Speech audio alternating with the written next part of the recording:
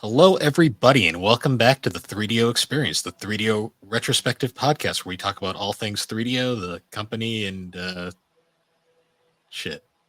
Anyways, To be fair, you did just have your wisdom teeth removed, so maybe you shouldn't be doing the intro. maybe. I also haven't done a podcast since the last GNC we recorded because Matt's still on his vacation, so I'm a Fair little enough. rusty right now. Do you want to do an edit? Do you want me to do it? Nah, I'll leave the fuck up in. It's fine. All right. Hello, everybody. Welcome back to 3DO. I am the healthy co-host of the show, Thrak, dealing with a recovering Bill at the moment. Yeah. You know, he looks a little swollen, audio listeners, but he's hanging in there. How much blood came out? Not as much as I thought. It might be Okay. because I only got the bottoms out. Yeah, it could have been because mine. I had all four taken out when I did it, so it was oozing for quite a long time. I know when I Constantly taking the gauze out. I know when I brushed my teeth this morning, like a substance came out of my mouth, and I was like, I don't know what that is, and I'm kind of. I assume did they give you the stitches that dissolve? I think so. I think that's what I feel in there. Well, there are stitches in there, obviously, but Yeah. So I know how it used to be. They would have to, like, after a while, you'd have to set up a follow up meeting so they could pull the stitch out. But when I got them, they just dissolved right into the gums. So I'm assuming that's what they gave me because they didn't tell me anything about a follow up or anything. They literally, like, I woke up from it. Basically, they got Alex, and then I was ushered out the door, and it was like that was it. I was like, okay. Yeah, you're out for what, like 2 hours? Wasn't even that long. It was like barely an hour. Nice. Did they ask you to play any music before you went under? No, literally, they just like put the they gave me some gas because they knew I had needle phobia, to get the IV in, and then the worst part of the thing was literally because my mouth was so swollen from just like it was pinching on a nerve so bad by that point that like I could barely open my mouth. I had to like jam my mouth open to get that fucking rubber block in there to keep my mouth open. That was the worst part because like that was like extremely painful. But then they gave me the anesthetic, and it was like 2 seconds later, and then the next thing I know, I'm awake. Nice. I remember being like they put me on a general anesthetic, and I don't remember ever fully going out.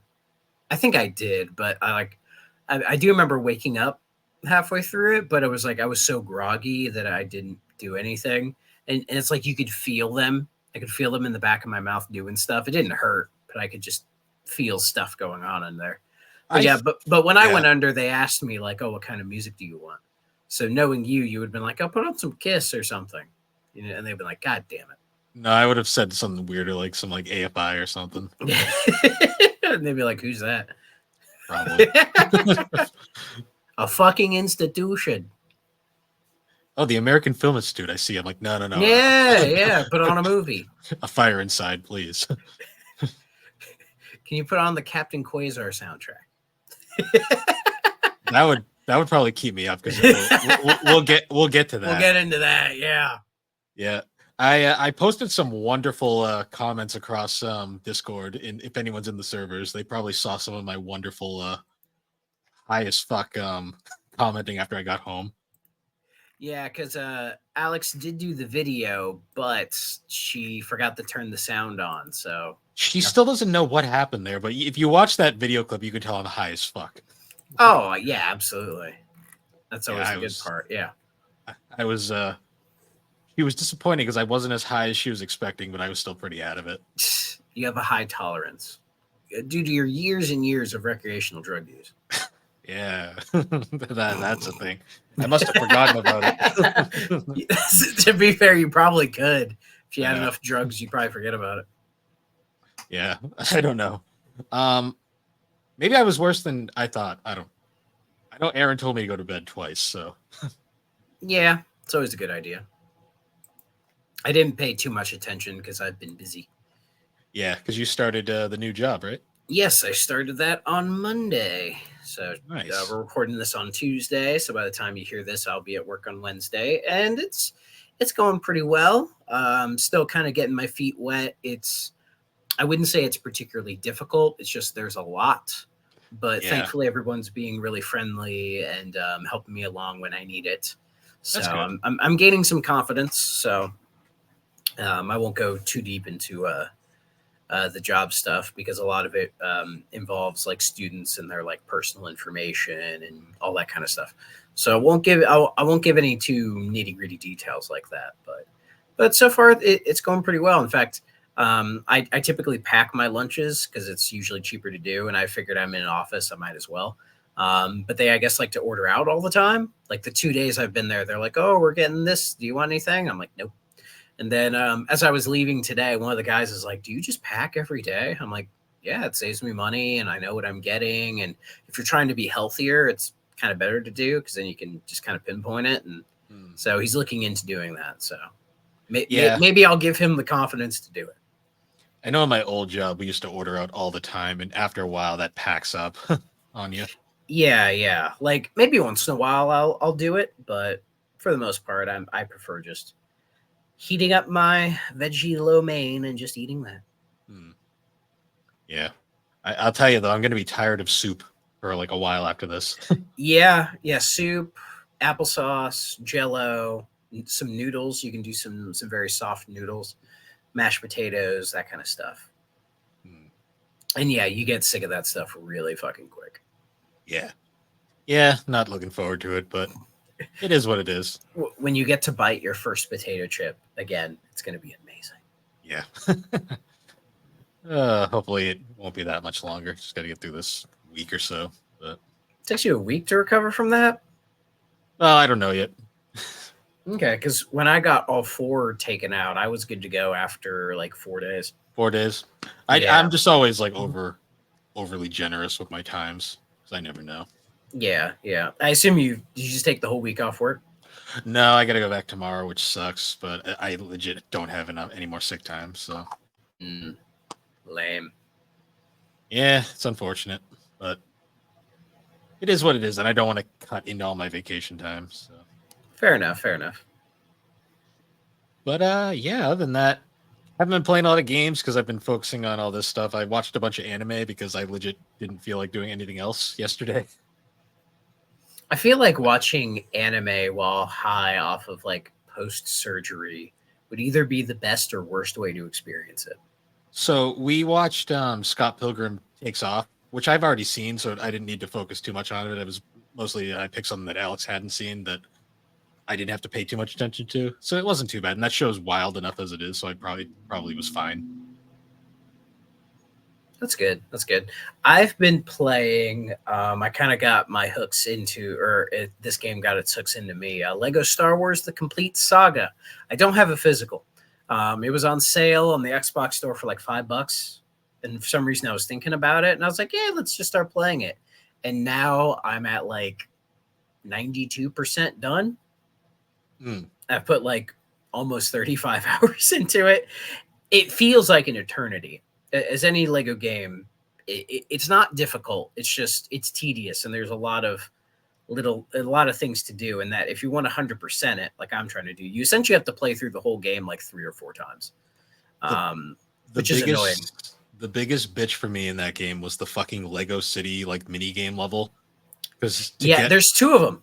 yeah, there's two gold bricks in there, and getting them is a fucking pain in the ass. It wasn't as bad as I thought it would be because you don't have to worry about the time limit. You just have to get the million studs. Yeah, So it's just you have to figure out the perfect route, and like it take trying to figure that out at first isn't the easiest thing to do, but once you figure it out, it's fine. It was just yeah, like it was just so annoying because it was like so different from everything else. for sure. All I have left now is I've gotten all the like I've gotten the only things I'm missing are the blue mini kits, like the challenge ones in I believe episodes 3 through 6. In fact, I just finished the episode 2 once before this, and I'm working and the super stories. So Mm, I'm at a point now where like I'll go in, do the blue mini kits for all of episode 1, then do the super story, and then I'm done. mm, And I'm working on the super story for episode 2. nice. So, and the super stories, I'm seeing conflicting stuff on the you have to get 100,000 stubs and like beat it within an hour. some people say you don't have to worry about either. Some say you have to worry about at least one of them. I don't know. So I'm just basically when I start it, I get 100,000 stubs as fast as I can, or studs. I'm saying studs, and then just breeze through the rest of it. So far it's not having any issues, but the prequel stages are really short. Yeah. It's the original trilogy stages that like nearly double in size. So we'll find out. So hopefully I don't have to play it too much longer because I am getting sick of it. But Yeah. I'm this far in. I don't want to give up on it. So and then hopefully I can find somebody to play it Xbox Live with me so I can get that one achievement of playing a level and then be done with it. Yeah. That's like the last really good Lego game that I remember enjoying. I mean, there are just some good ones post that. Like I like the Lego Indiana Jones ones. People have a lot of praise for the Lego Batman games. Lego City's not bad for being like an original one. For an original game, yeah, Lego City was great. Yeah. So it's when they started doing weird, funky shit that's when I lost it. Like I played the Lego Star Wars, the Skywalker Saga one. Me and Matt were playing that, and like we legitimately fell asleep because we were that bored. Yeah, I played a bit of it. I respect it for trying something that's much more expansive, but I wonder if it was too expansive, if they went too far with it. We got stuck in Genosis and legitimately fell asleep because we didn't know what to do. Yeah, so this will probably be the only Lego game I ever truly 100%. So, but who knows? Because I've looked up the how long to beats on some of the other ones, and oh god, some of them can be ridiculous. I think the moment I lost interest was when they started talking. Like that kind of lost me. Yeah, I mean, I may go back to like Lego Indiana Jones because I remember really liking those. So, just to see how those hold up. But Lego Batman 1 was pretty good too. Yeah, people tend to like I think Lego Batman 2 the most. That's the one people seem to like. 2's a good game. I just don't like the fact that they talk. That just throws me out of it. Yeah, fair enough. And then I hear really good things about Lego Lord of the Rings. So, we'll see. But trust me, after this, I am all Legoed out. Yeah, that's understandable. And I'm ready to play the game for the game club this month that I picked, which is Grim Fandango. So, yeah, over in the SuperPod Discord, the game for this month is Grim Fandango. And some of the guys have been playing it, and I think they're enjoying it. But I haven't touched it yet. It is a very interesting game. Yeah. And I've always wanted to play it, so I figured I'd, why not, right? And so I'd take my time with it because I'm in no hurry to finish it. Let somebody else finish and pick the next game. So yeah, it's one of those games where you could really tell Tim Schafer was ahead of his time. For sure. I loved him so much. And the other thing, I was thinking about what Double Fine's been up to recently, right? And they just released, it was like an hour and a half extension of their Psychonauts 2 documentary. And it kind of implies within that documentary their next steps moving forward. Because like they get asked about like Psychonauts 3 and you get a mixed reaction from the team. But I think their plan is to do what have been doing, which is like breaking up into smaller teams and making kind of smaller games. And I think Tim's idea is like, with Game Pass, we can do all these like little weird ideas and then just throw them on the service so that, it beefs up the content for there. And then we have like a direct flow of content straight to, the service. So there hasn't been anything produced from that yet, but I hope it's not much longer because I really want to see what Double Fine's next project is. Yeah. Because I really want to do Psychonauts 1 and 2. So I hear great things about both games, and what I've played of Double Fine games, I really enjoy. I know Tim's wanted to do Brutal Legend 2 for a while now.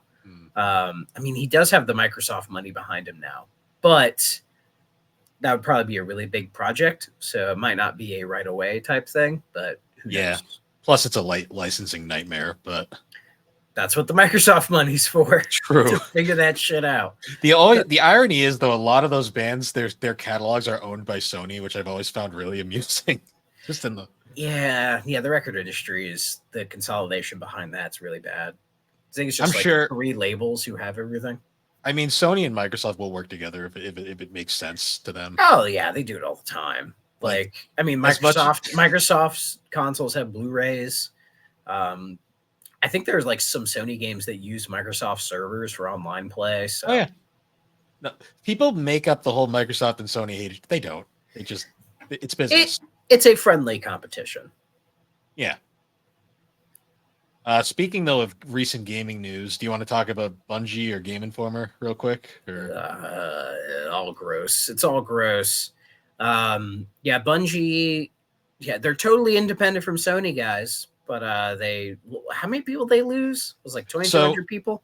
from what it sounds like, the Sony had nothing to do with this. It was all internal. Yeah, I'm sure Sony pushed them a little bit, Well, but it's hard to say because Bungie CEOs then posting all these pictures of buying fancy exotic cars. So yeah, doesn't look good, does it? They laid no, off 220 employees, I believe.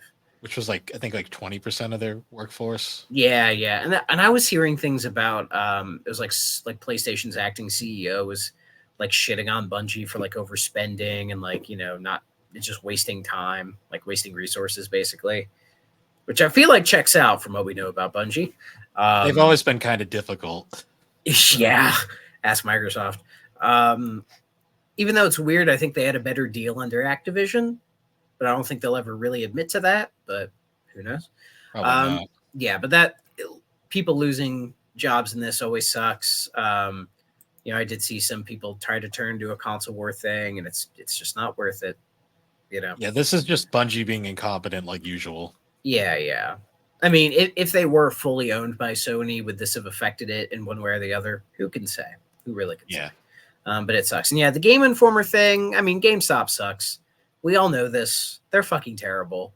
They've always been terrible. And then they did that really shitty tweet like surrounding this where they're like, oh, if you just buy physical games, we won't close Game Informer. And it's like, fuck you, dude. How about you actually stock physical games in your fucking stores?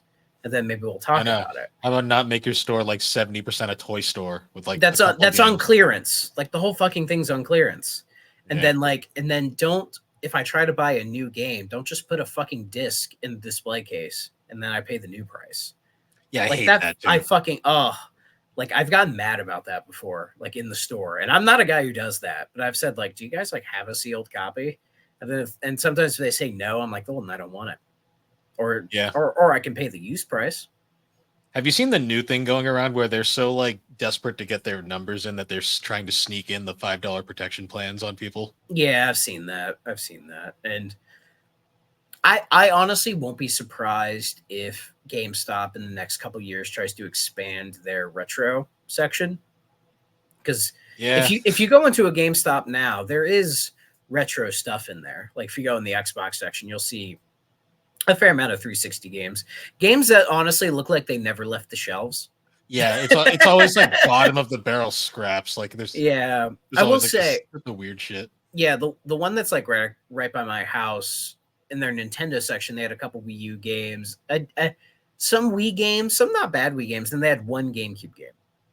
I forget what the GameCube game was, but they had one. And then in the PlayStation, it's just like PS3 stuff. Yeah, there's always a bunch of PS3 stuff. Rarely you'll see behind the counter they'll have like a Saturn game or something just chilling there, and I'm always like, that's funny. I've yet to see that.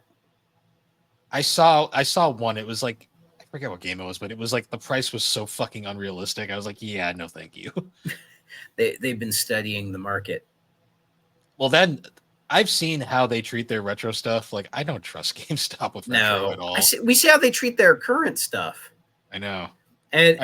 And if you do some digging, we know the history of them like destroying copies of games that didn't sell. Yeah. Or the whole Xenoblade thing when Xenoblade 1 came out on the Wii, that whole mess.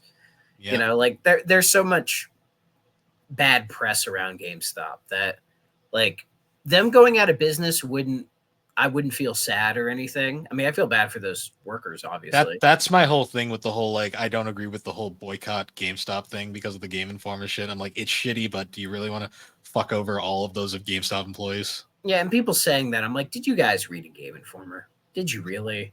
No. Because all I ever heard about, like, the whole GameStop thing was when you would have the pro membership, and then they'd be like, oh, you can get Game Informer. All I remember is people being like, nah.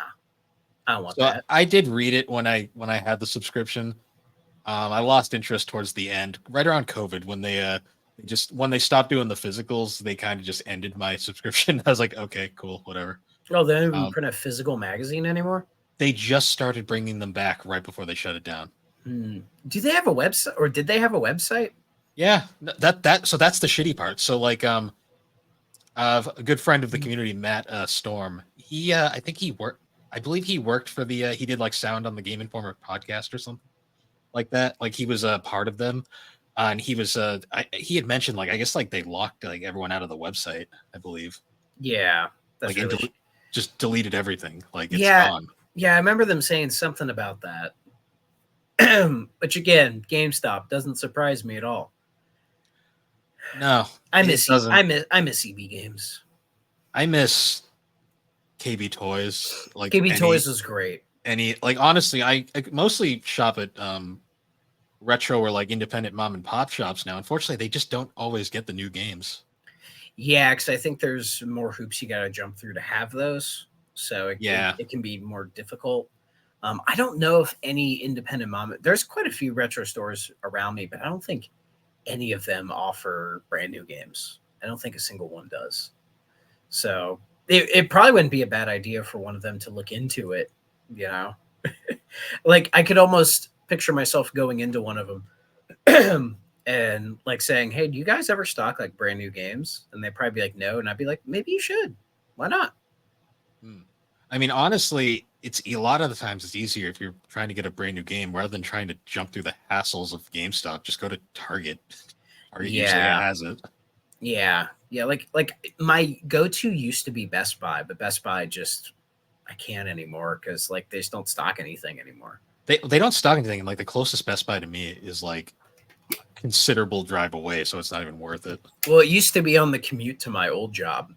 Hmm. So if I ever wanted a new game, I would just go there. But like, I'm not going to go all the way out there for that now. So basically, these days, if I really want a new game that's physical, I'll just order it off Amazon I know. I hate and giving pray that it Bezos shows money, up on but time. yeah, Yeah, but like they have the stock and it I fucking know. shows up. So It's one of those things where it's just you kind of get used to it. yeah, Sometimes I'll buy them like on eBay, like but there's been so many times where I've gone into GameStop wanting a brand new game that came out like that day or maybe a day prior, and they just don't have any. Or they'll say like, "Oh, we only ordered like enough to fulfill the pre-orders, and yeah, that's it." And I'm like, "Well, why the fuck is there a physical game store if you're not going to have physical games?" I like if you're going to do the mail order thing, like I'll just do that myself. I've never understood like any store where they're like, "Oh, we don't have this specific thing, but we can just order it for you." Or I'm like, "I have eBay, I have Amazon, I'll just do it myself." Like it's it's yeah, it's gonna cost more to ship it to them, and then they give it to me. You know? it's a dying brand, and unfortunately, it's on its way out. Oh yeah. Well, we've seen the death of GameStop before our very eyes. Oh You yeah, know? the second they bought ThinkGeek and they basically closed all the ThinkGeeks and just basically made all the GameStops ThinkGeeks, I was like, yeah, this is about where it's this is the end. Yeah, yeah. When it's now, it's like it's more toys than games. So unless they really change things up, I just think they're fucked. A lot of people always joke about it being like 80% Funko Pops, which there's still a lot of them, but there isn't that many Funkos anymore. They're kind of It's just like who goes to the GameStop to buy Naruto shirts? uh yeah, some people do. You can get a Naruto shirt anywhere. You can, but GameStop does. You'd be surprised. Some anime fans will buy the weirdest things. See, but I'm starting to see like more specialty like anime shops pop up. Well, yeah, you can get anime shit anywhere Yeah, nowadays. so it's like, what the fuck's the point? Like, I would like if GameStop, if they treated their employees better, like had more ample stock of games, and took better care of them, I'd probably go there more. But as it stands, I'd rather not. And did you ever work at GameStop? Nope. Okay, because a friend of the show, Burger Champ, he worked at GameStop for quite a while. I think he was a manager at one point. So if you want more of like the gritty details, you can ask him. And he said that like I remember when the Game Informer thing happened, he was like he was sad to see it go, but like because he worked there and you like pushed it on so many people, he's just like I kind of fucking hate it. Yeah, No, I'm sad to see it go just because there was some pretty cool people working there, and I did Yeah, enjoy the magazine for its time. I lost interest later on though, just because I stopped following video game news and I just kind of stuck to what I cared about. yeah. The one time I had like the pro membership where you got the subscription, I remember reading it for a bit. And it was okay, but There was some fun articles in there every now and then.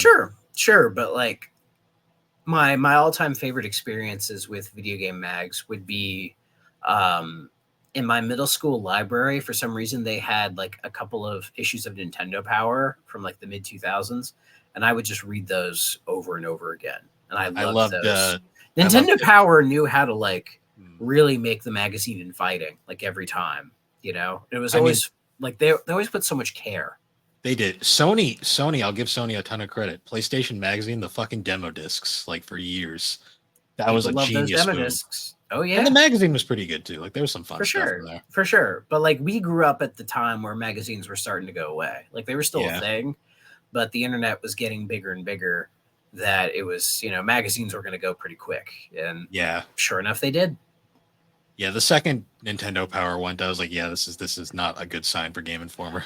Like I think magazines are trying to have some kind of comeback cuz I'm seeing them a little bit more than I used to, but it There's just feels a like people who very are trying like really hard to cling on to something that's just like I get it, I do, but there's really no reason for them anymore. yeah. I have a big tote I got to go through at some point of all my Game Informers because I saved all of them. Like I never threw them away. Oh, I just I got rid of mine. I probably should have saved them because I'd be curious to what they had. I think one of them was like had like Titanfall on it, but I didn't know what a Titanfall was at the time. still remember the first one I got had the preview for. It was three previews. It was the preview for Twisted Metal 2013, Tomb Raider 2013, and Mortal Kombat 9. Okay, that wasn't in 2013. Well, there was a those were previews for them because the magazine was out a couple of years before they came out. But Mortal Kombat 9 came out in like 2009. Yeah, I don't remember exactly, but I remember seeing him It in might there. have been Mortal Kombat 10. When did 10 come out? No, it was pre PS4. It was pre PS4. That wasn't This, out yet. yeah, that came out in 2015. So Mortal Kombat 9. Oh no, I'm sorry. I'm sorry. 2011. Tomb Raider 2011 Yeah. and Tomb Raider and Twisted Metal was 2011. That's what I'm Okay. thinking. Yeah. Mortal Kombat was 2011. Twisted Metal was 2011. Yeah, Tomb Raider was 2013 though. Was it? Maybe Twisted Metal was 2012. 2012. They were kind of all around that same period. I remember Tomb Raider was in development for a while. Yeah, and this is saying that like Twisted Metal was supposed to come out in October 2011, but it got delayed to next Okay. year. Yeah, that's what I remember. Okay. I'll have Yeah, to dig that out at some point. Yeah, I'd be curious to see what mine were because the only reason I had it was sorry, I sound like shit today. The only reason why I even got it was because a friend of mine, she was working at the GameStop. I think she was like a manager. And I was just like, she essentially asked me to like get one just to like fulfill her quota, basically. Yeah. So it's just like, okay, sure. So I was nice to her. I had it for a year. And then by the year's end, she was gone. So yeah, I like the idea of working in a game store. It had this like romantic, cool idea about it, but in practice, from being in them and hearing stories from people, they don't sound very fun. No, it always sounds better than it actually ends up being. Like I'd rather work in say a local retro store. Like that would probably be kind of cool, but again, it's like I have bills to pay, and I don't think this is going to pay the bills unless it was like a No. co-op, and unless they did like a co-op situation where I shared in the profits, like maybe it'd be affordable then. But I don't know. So Yeah. but That's good a luck, job. Good luck, Chris. Yeah. Well, Chris is going to be the owner, so I'm not working for Chris. I'm not No. moving. I'm not moving out of state to work at a video game store. I'm okay. if he does it, if he I plays just his got cards right- I just got a potentially comfy Oh, yeah. office job, so I think I'm all right. Oh yeah, I'm thinking on Chris's behalf. I think as long as he plays his cards right, he should be okay. Yeah. So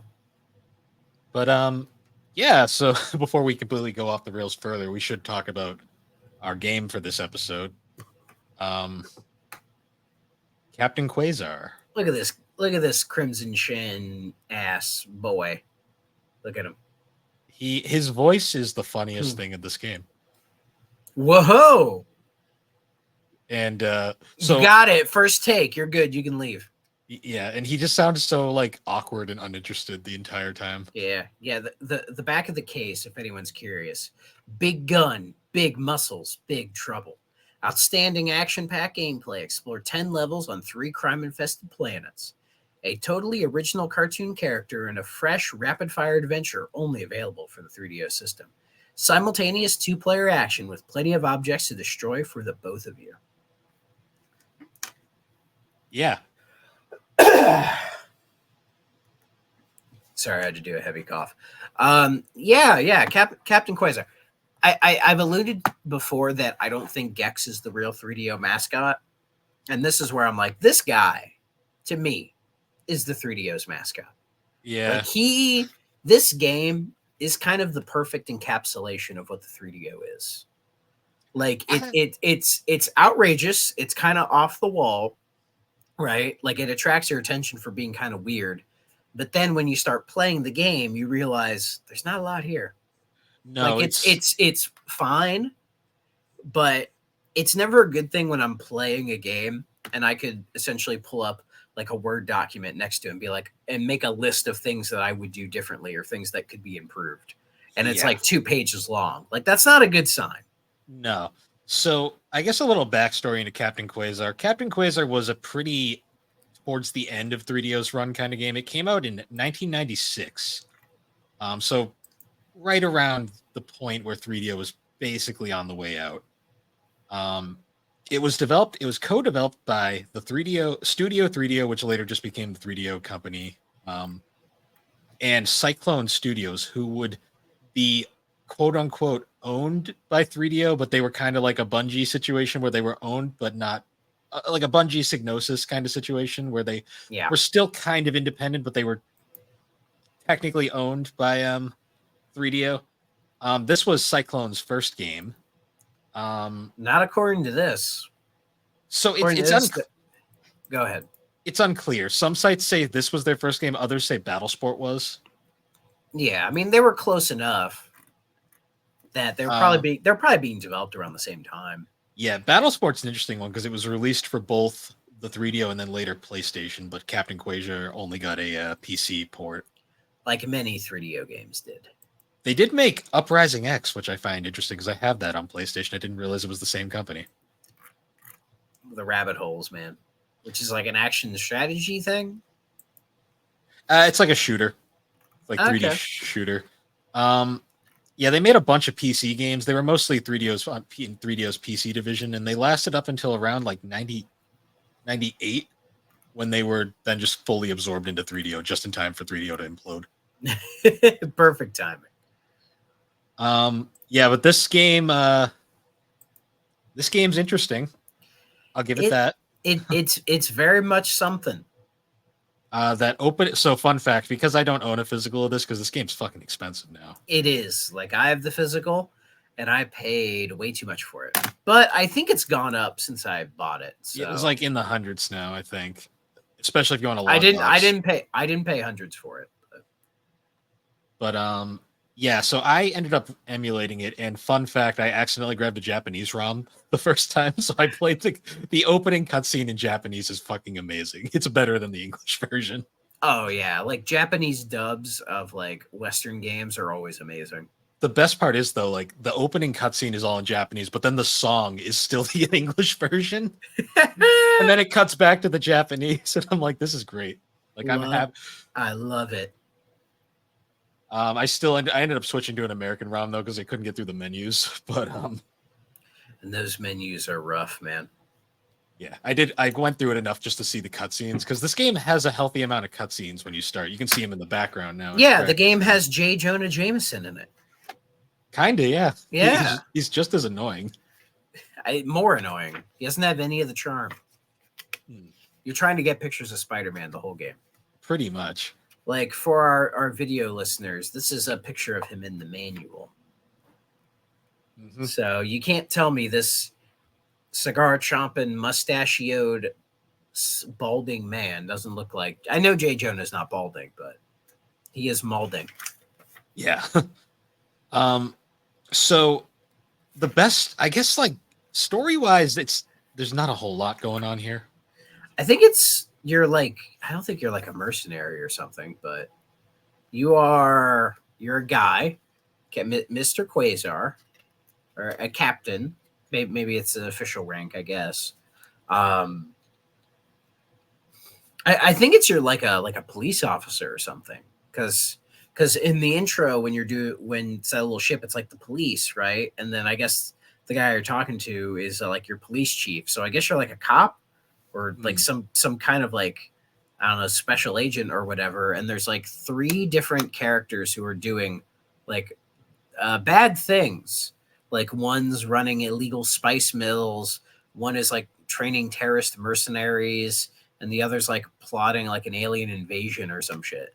And so you just go in with your gun, this gun, and then these guns, Yeah. and you just blow shit up basically The to best stop way to them. But in very much a cop fashion, you cause massive amounts of property damage just to solve one thing, and then you cue the meme of "We did it, Patrick. We saved the city." yeah. My the best way to describe Captain Quasar, I always kind of say he's kind of like Inspector Gadget, where he kind of just lucks his way into fucking everything. Yeah, but he doesn't have the same charm No, as an he's like Inspector Gadget. another comparison. He's like a less charming Captain Quark from like Ratchet and Clank, Yeah, I could see that. who doesn't betray you every other game in this case. Um, Yeah, I mean, I'm sure if this guy was in the Ratchet and Clank universe, he would definitely betray you every other game. But he does look like he'd be like the villain in like a 3D platformer or like a mini boss or something, and he'd probably be a highlight because hmm, I think the design of the character isn't bad. Like I think this game's going for like a weird claymation sort of art style, I mean, you know? I'll say right off the bat, the game looks good enough for like a 3DO Yeah. game. Yeah. Like the animation is smooth. The game runs at a pretty solid frame rate. There's not a huge amount of slowdown. It runs pretty well for what it is. Um, and yeah, I think the art style has like this like kind of clay kind of look to it, which I think is kind of unique for its It's time. And if you think about it, in the mid to late '90s, there was quite a few games that had like a claymation look to it. You know, you had Clay Fighters, you had I think it was called Neverhood, um, and there's probably a couple of other examples of games that are going for that style. You know, so I think also Wallace and Gromit was a thing at this time as well. So yeah, the original '90s shorts definitely were. yeah, so I think claymation was kind of a in vogue thing It around also this time in the '90s. it ages better than 3D did at the time. Yeah. This game, like graphically, is aged okay. You know, definitely one of the better aged games on the system for Yeah, what well, it is. they didn't try to go over the top with 3D like some 3DO games attempted, and sadly, the 3DO is not that great at 3D. Yeah. Like you can tell a lot of things are just like 2D pixels or sprites or whatever, but they look pretty solid. Hmm. So It controls pretty well too. Like it's not mm, here's the thing with that. I'm not a big. This game is an isometric game. okay. That's fair. And I've never really liked isometric games. I've played a lot of them, I've beaten some of them. Just, I don't know, from it could be just me, but like isometric games never feel right to me. I always get, especially in a game where you have to shoot and aim at shit, I always get confused. Yeah, it's that is a legitimate criticism towards this game. I felt like at least the movement and like shooting controls were fine. Like I It, never had any issues. like, I wouldn't say you're locked on a grid, but you do feel kind of limited in your movement, you know? Yeah, I think that's Say what you will about Sonic 3D Blast, which is also an isometric game, hmm, also developed by Traveler's Tales, but like you can jump and there's a lot of like fluid motion in that game and you can make it work. Whereas this, like the motion isn't very fluid, which I get the idea. It's like it wants to lock you into direction so you can aim. But I spent so much time in this game trying to aim and like take things out, and enemies would just like completely demolish my health while I'm just trying to aim at them. You know what I mean? And then like in the first level, you have to take out I think it's like 29 rockets. yep. And there was quite a few times where it's like because I'm not perfectly lined up, like I wouldn't get the rocket and it would go away. You know, Yeah. like a lot of moments where because of the isometricness. I don't know, maybe just me and my brain. Like my brain has a hard time adjusting to that in more kind of actiony situations, you know. See, my biggest issue was there's just too much shit going on screen. Like Yeah. this game is kind of like it's a weird hybrid of like a trying to do like say like a Contra, like just running gun shooter, but also it's kind of Gauntlet-ish in a way. Yeah, I could see that. And I don't know if this game's better or worse than Legacy of War, the PS1 Saturn Contra. Yeah, Maybe I shouldn't rope that game into this. they're both equally pretty. Yeah, I mean, I wouldn't say this game is terrible. It just Nah. it didn't end up being what I kind of hoped it would be. So I'll say this game controls better. Legacy of War at least makes sense where you're supposed to go. Yeah, Because my biggest problem with this game is they put these little arrows on the floor that try to point you in the direction you're supposed to go. They're nonsense. I swear to God, they are just nonsense. they work about half the time. Because like every time I swear I find a rocket, it's right when the damn thing's shooting up, and I'm like, great. So that was Because like it's the moment it enters on screen, no matter where you are, it like starts like the timer for it to go up. So it could be say like there could be a wall separating you and the rocket, and it'll still shoot off, even if you're like you because you can blow holes in fucking walls. Like who cares? But it takes so long to do that that by the time you do that, you're kind of like you're. It's such a frantic kind of experience, you know. Like you're always on edge. well, because it's like not only are the rockets there, but then you also blow up these boxes to find ammo because you don't have unlimited shooting. You have to find ammunition and bombs and stuff. But then there's also these occasional like buildings that will have enemy like traders inside of them, and you have to interrogate them for like passcodes to unlock further levels. Yeah, yeah. And then like you can take out the barracks to prevent more enemies from coming in. And then there's like doors that have secret things. We have to get like keys for doors. It's so weird. Like they'll say you need keys for doors, but then you could just say blow up the fucking door and it'll open anyway. So what's the point, right? Unless it's just to save ammo. But Possibly, but there's so much fucking I, ammo. I rarely, if I ever ran out of ammo, it would be on like the regular bullets. But like the missiles and grenades, I never ran out, like ever. So I don't know. And yet, yeah, you die so easily in this game. Like to me, it's like you're just so weak, and I was just constantly dying.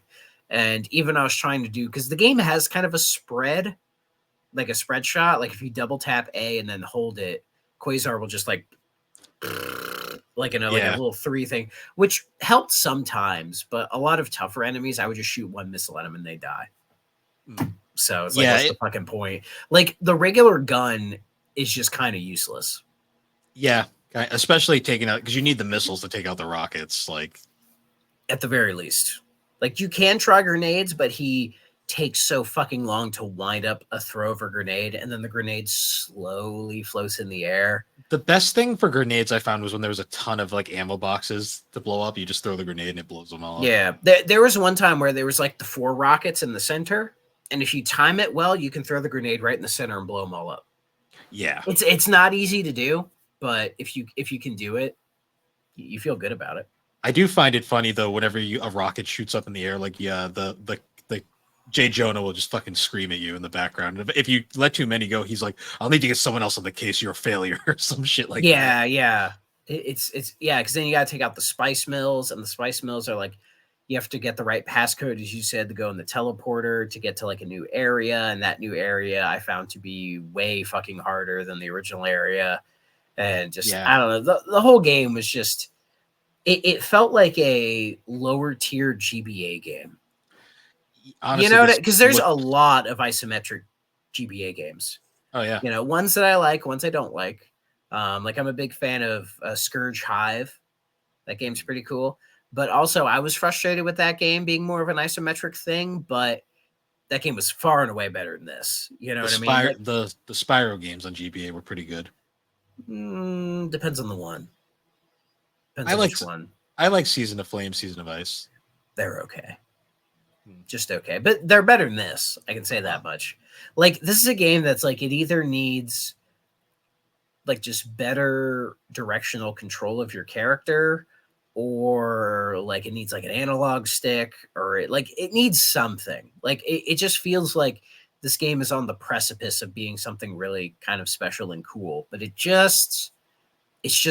like just below the line. You know what I mean? Yeah. It honestly, this excuse me. Honestly, this game is I found this game more disappointing than anything. Honestly, same. I was hoping to like really like this one, and I wanted to like it. Like And that, like, I like how fucking crazy and outrageous it is. Like, that's what I love about these old games, is finding something that's just completely fucking weird. And it is, but it's just the gameplay just isn't there. it's the gameplay at its best is just fine, and that's Yeah. not exactly a great thing. Yeah. And you kind of have to like beat your head against the wall to like make any sort of true progress, and you can only save when you beat a level,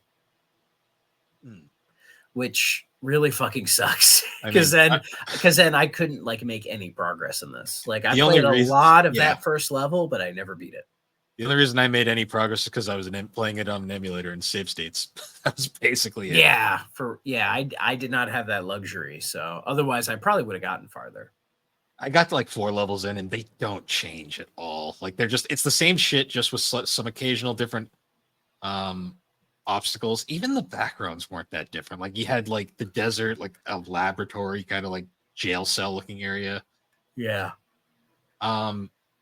It's charming, but charm can only get you so far. Like, I was thinking of like another 3DO game that we played that was disappointing, which was like Psychic Detective, and I gave a lot of Psychic Detectives like a downfall to it was just trying to be way more than it could be. Yeah. And in some ways, maybe I like Psychic Detective a little bit more, but I think this does a more competent job, because it doesn't feel like it's lost in its ambition. It just feels like a mediocre game. This is a game that I feel like needed more time. And I think if it got like another year of development and it came out in 97 on like the PC and the PlayStation or something, or maybe even on the fabled M2, I think it would have been something more. Because I was thinking of what this game reminded me of, and it kind of reminded me of the PS1 game Blasto. Completely different style. Like, Blasto's like a 3D platformer, but they both have like a wacky, crazy protagonist who's like a superhero-esque character, but they both just suffer from incredibly average to mediocre like gameplay. Yeah, the Blasto guy looks a little bit like Captain Quazar. I will say Blasto's more interesting just in the fact that he was completely voiced by Phil Hartman, which is awesome. Tragically, Phil Hartman's last role, believe it or not, yeah, or one of his last roles. How ironic! His last game was Blasto. Blasto and like Kiki's Delivery Service were, I think, the last 2 things he worked on, which is kind of sad. Well, I mean, Kiki's Delivery Service is great, but the reference is his girlfriend shot him. Yeah. You might remember me from such films as I can't do the Simpsons reference right now, but yeah. This game, it's so close to being something really kind of like a hidden gem. It's so close to being one, but I just for me, it just didn't work. Like, either it needs to be like a side scroller, maybe like a more traditional third person shooter, even like a first person shooter, and I think it would have worked better. You know, because the structure of it isn't that crazy. Like, it's like a slightly open-ended game where it's like, oh, destroy all these things or whatever, right? Like, it's not that, like, the concept isn't that crazy as far as the gameplay goes. It just, for me, it's just, I don't know, isometric views, I'm just not big on them. Like, it's just it's never been my thing. Maybe I'm not British enough. I'm sure maybe we have some Brits who are like, oh, this game's a ledge, bruv. But, you know, it ain't me. Maybe if this is on the Amiga, they would love it. Maybe. So before we get into must play, okay, stay away, I wanted to talk about the reception a little bit, because it's actually kind of surprising. All Game gave it a 3.5 stars. Next Generation gave it 2 stars, so already kind of a split. EGM, of all people, gave it 8.125, and Power Unlimited gave it an 85. I'm assuming 3DO Magazine no longer existed by this point. Yeah, probably. Like, EGM, the editors named this their 3DO Game of the Year, which, I mean, in 96, what the hell was coming out in the 3DO? Not a lot. Probably not much. I mean, we'll find out. And yeah, I mean, if this was 96 and we were starving for content on 3DO, maybe this would be considered better, But Another thing too that's kind of interesting is this game had a PC port, but it is such an ancient port, it doesn't run on anything post Windows 95. oh, that's bad. Yeah, and apparently it barely runs on compatibility mode. So unfortunately, if you want to play this game, you're better off to just emulate the 3DO version. Ho ho, a pirate's life for me. Yeah. I mean, if you want some context, this came out like a week, or 2 weeks after that Doom port. Yay. And then, but let's see, in 96 we had Siberia, Johnny Bazooka Tone, Creature Shock, Robin's Requiem, Olympic Soccer, Cyberdillo, Lucien's Quest, Snow Job, Olympic Summer Games, and Casper. That was the entire 3DO lineup of 96. So there was also a game called The Perfect General. That was the entire 3DO lineup in 96. Yeah, I don't think this is game of the year out of all of those. I haven't played like any of these, so I can't say. I've played Siberia. It's better than that Doom port. Like, Safely say that. That's not hard. Yeah, and if that Casper game is what I think it is, if I remember, it's kind of like a polarizing game. I've heard. I mean, Lucien's Quest is popular, but that's kind of just because it's the only RPG. Because it's a C tier RPG on any other console. Yeah, and Johnny Bazooka Tone is one of those games I'm looking forward to playing because it's a platformer. I've played Siberia. Siberia is a pretty good game. Well, last I remember, it's been a while. For sure. But yeah, so must play. Okay, stay away. I'm gonna just flat out say stay away from this one. I don't want to be that harsh, but I'll give it a. I guess I'll go stay away. Part of me wanted to give it like a very light okay, but my reasoning on this one is just because it's such a hard game to come across now, and if you want to truly get that 3DO experience, you have to shell out some cash for such a mediocre experience that it's just not really worth it. Yeah, according to price charting, just this guy is like over $100. Yeah. So yeah, I can't recommend it for that price. So yeah, it's just not worth it. So, but if only I wanted to like this one, but it's stylistically nice. The graphics are really nice. The soundtrack's annoying, but that's oh god, I fucking hate the music. I hate the fucking music in this game. I did like the rap song at the beginning. I thought that was interesting. It's no DK64 rap. No, I honestly I think I liked it mostly just because I watched the Japanese intro first, and it was just such a funny twist. That version's got to be better. Yeah. Yeah. Otherwise, though, yeah, it's not really worth your time. If you're gonna play it emulated, I guess. Sure. But for next week, I think we said we want to do Petanque next. Yeah, let's do Petanque. Let's get our pinball on. Well, do you want to do real pinball as well? So yeah, I think there's only 2 pinball games. Yeah, why not? I'll have to emulate that, but I gotta emulate both. So okay, yeah. So let's do another 2-for-1 special, and let's cover some pinball games. Let's do it. Yeah, because let's face it, I'm just spoiling ahead. There ain't gonna be much to say about Petanque. So. Oh, there's 3. There's Battle Pinball, which I don't think released outside of Japan. Real Pinball, and then Petanque. Yeah. Let's cover the 2 that came out over here. All right, sounds good to me. All right. Well, pretty short review on this one. I think we spent half the episode talking about Game Informer. But, well, unfortunately, though, there wasn't much to say about this one. So yeah, not much we can do. The countdown to 100 is going to be interesting. We're already off to a wonderful start. Yeah, it'll get better, kids. Don't worry. But anyways, guys, once again, thanks for joining us on the 3DO Experience. The 3DO Experience can be found on all your major podcasting platforms, and you can find us over at the Superpod Network, along with a bunch of great shows, including Superpod Saga, Super Ghost Radio, Retro Rehab, Tommy's Video Game Ride Along, Remember 64, Bar Silence, A Novel Console, Gaming Together, Friday Night Gamecast, The Elder Trolls, Fine Time. Did I already say Remember 64? I think so. All right. And then the GNC shows, you know them. And I believe that's everybody this time. I probably forgot somebody, but that's just part of the core at this point. It's okay. You're forgiven. But yeah, you can find us all there along with some videos, some blogs, all sorts of fun stuff, and an occasional network special every now and then. Yeah, I think we're planning one soon, aren't we? We're planning one. I have no idea when it's going to be, though. Yeah, neither do I. But yeah, so once again, guys, we'll see you all later. Bye-bye.